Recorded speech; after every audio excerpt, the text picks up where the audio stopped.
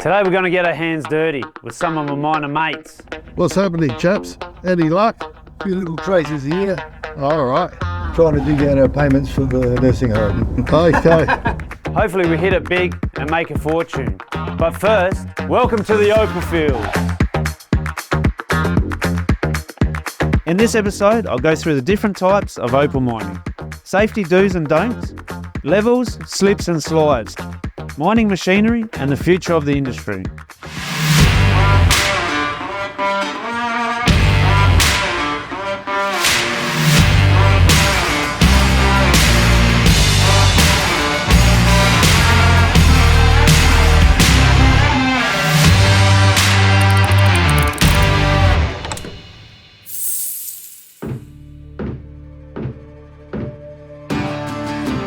The two most common methods of opal mining are open cut mining and underground mining.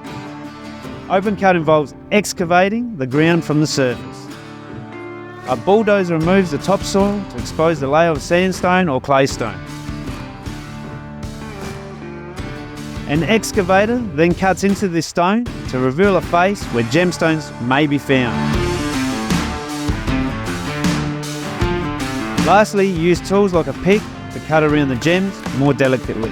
This is now often done at night, so black lights can be used to find opal more easily. So we just scratch the face down here, and here we've got the level coming through here. This is a pipe level up the top, and there's a pipe right there.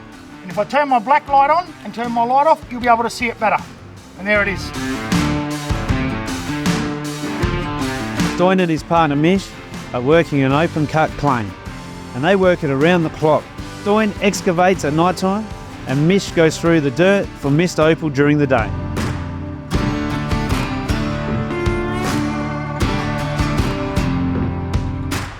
So tell us, Mish, how did you get started in the mining industry? About 87, I visited the old man here, found a bit of colour, always had it at the back of my mind. Every year you come back more and more, and 7 years ago I came here and found some opal, and that was it. You just love going fishing every day. And we came here because John Dunstan found the Virgin Rainbow here. It was the nicest, most expensive stone found, and that's only about 30 metres behind your shoulder. I source a lot of my opal from Mish because the quality is similar to the Virgin Rainbow, so you can see why they've pegged this site. No matter how excited you get, when it comes to mining, safety is paramount. The two main rules in the opal fields are don't run and don't walk backwards. But there are definitely other things to consider. So Andy, tell us the main safety rules when mining.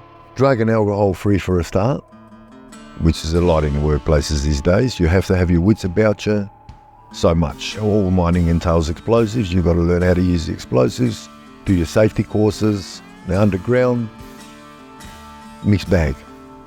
There can be a slab that you don't see. You know, only has to be a small one that can kill you.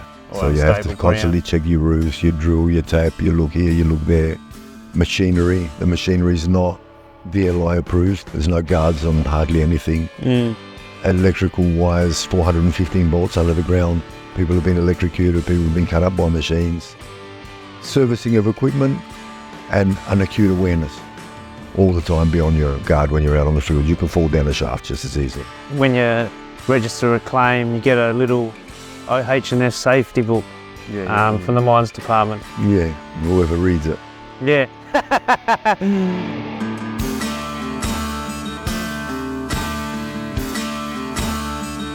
What are some do's and don'ts on the opal fields? You would have found out there's a lot of people that have died. Those holes above our head, don't stand there, don't go on the edge of the cuts. If you go to the edge of the cuts, something will fall on your head. And you can see dodgy ground. There's little tunnels here that you don't want to walk into. They scare you just looking in. You don't advise to go in there then? No, I've been in there. It gets a bit freaky. That's why it's easy to come in with the excavators. And if anything's going to come and fall on your head, it'll fall on your head in front of the excavator. That's actually just suspended. You see, they've undermined it all the way. And, you know, it's pretty dangerous in there, I suppose. Yeah, well, that's why I don't go any further here. So what's some signs that you're looking for whilst mining? I see some lines on the wall. There's a line of opal bearing material that we call a slip, and it's a line that comes like this. Well, I've always heard that you find the opal behind the slip. Some will tell you behind, someone will tell you in front. The one that makes most sense is opal is where you find it. Because nobody can tell you where it is. If they did, everybody would be rich. We find the slips and the slides, and where these levels are, wherever you see on the walls, you'll see a stain, a dark level stain. And they're all different epochs of life, and where slips hit that, where the dirt changes, we look for things.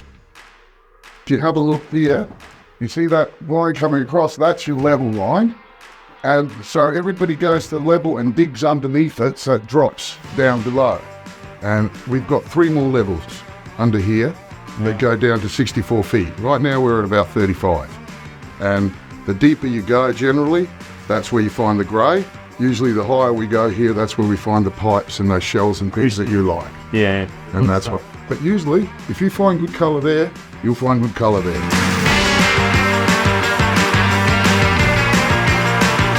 When it comes to machinery, Coober Pedy is known for its homegrown inventions. The blower, for example, is a Coober Pedy innovation.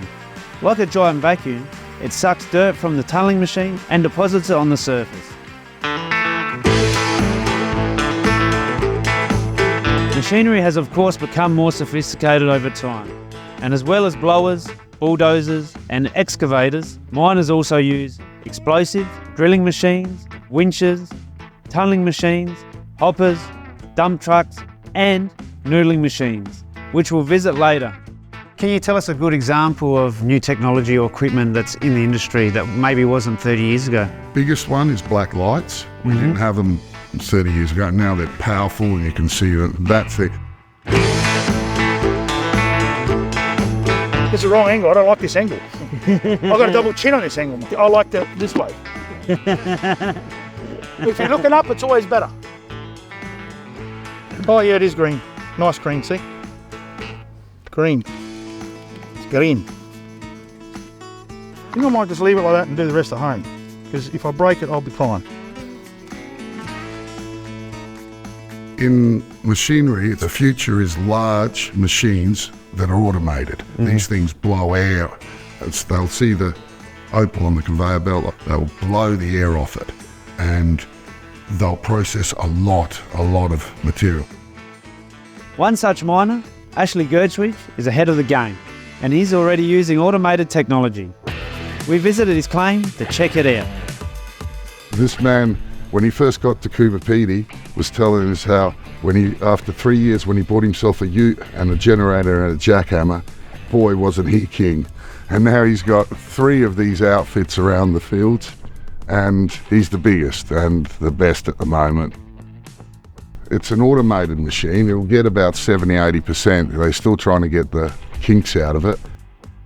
There's a crushing plant that he feeds it into. It goes through, gets crushed, moves into up and down those conveyor belts, vibrated again, and once it goes into this box, there's air blasters that pick up the glowing opal, and they blast it against this wall.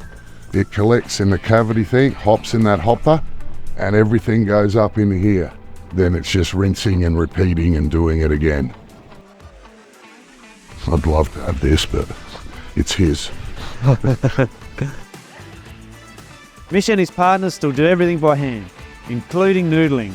Here, the dirt left over from excavating is taken to the noodling machine using a bulldozer and then dumped in a bin. The grid on top separates out the large rock.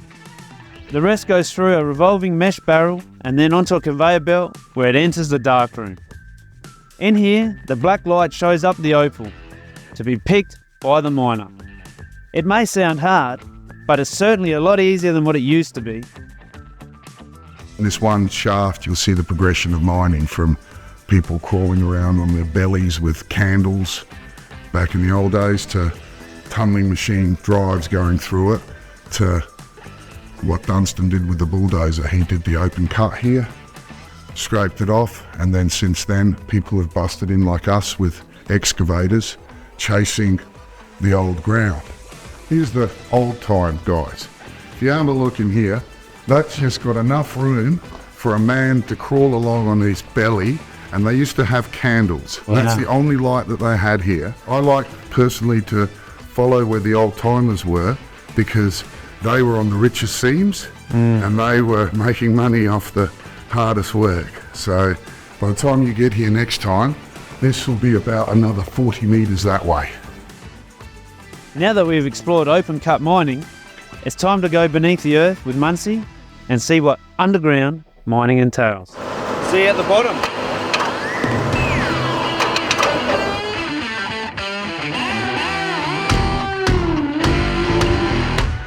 Underground mining involves sinking a shaft or a tunnel into the ground, using tunnelling machines to cut a path through the rock, and blowers to extract the excess dirt to be noodled at a later date.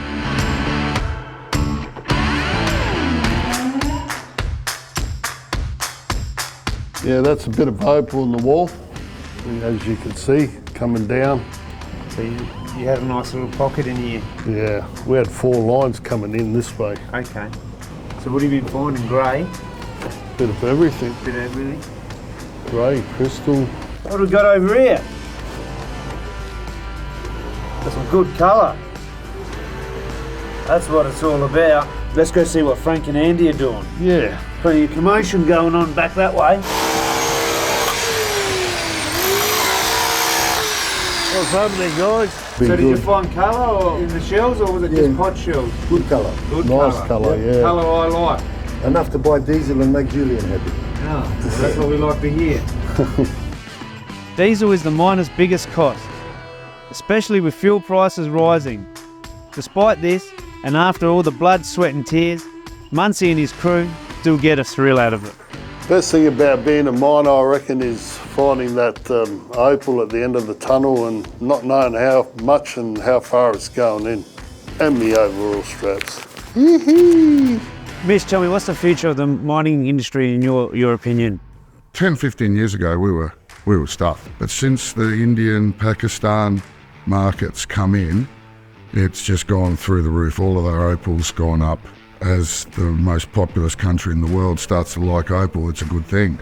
And the way that we're learning that opal mining isn't that little boutique, 2 guys, a few bombs, move a little bit of dirt. Once we realise it's like all forms of mining, move the most amount of dirt for the least amount of diesel, and that means machinery.